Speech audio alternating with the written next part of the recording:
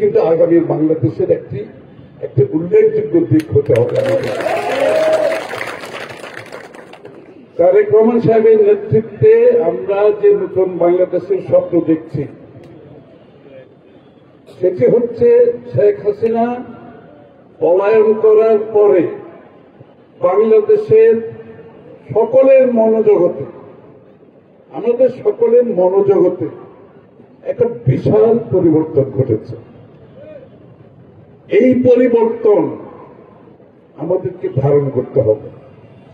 এই পরিবর্তন যদি আমরা ধারণ করতে পারি, আমরা যদি সুশৃঙ্খল জাতি হিসাবে, আমরা যদি পরিচ্ছন্ন রাজনীতির মাধ্যমে আমাদের সামাজিক কার্যক্রমে, ক্রীড়ার কার্যক্রমে এবং রাজনৈতিক কার্যক্রমে এটা প্রতিফলন ঘটাতে পারি, যে স্বপ্নের বাংলাদেশের কথা আমরা ভাবছি সেটা আমরা করতে পারবো ইনশাআল্লাহ।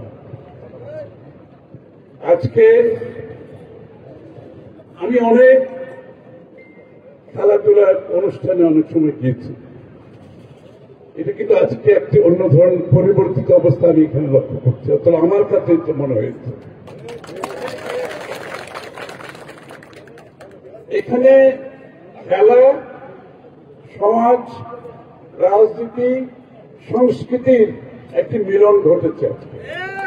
সবকিছু মিলে একটা সুন্দর পরিবেশ সৃষ্টি হয়েছে।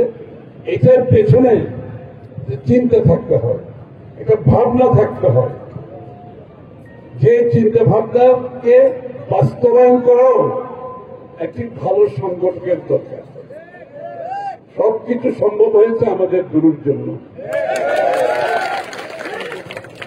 আপনারা ভাগ্যবান, আমি মনে করি আপনারা আসাদুল হাবিব গুরুর মতো একজন এরকম নেতা এখানে পেয়েছেন। খেলাধুলার মাধ্যমে আমাদের যুব সমাজকে, শুধু রাজনীতি নয়, অনেকে বলেছেন শুধু রাজনীতি নয়, খেলাধুলা, সংস্কৃতি, সমাজ, সবাইকে নতুন বাংলাদেশের দিক থেকে যদি আমরা এগিয়ে নিয়ে যেতে চাই, তাহলে আমাদের মধ্যে সেই স্বচ্ছতা থাকতে হবে, সেই ভালো উদ্দেশ্য থাকতে হবে, সেই ভালো উদাহরণ থাকতে হবে।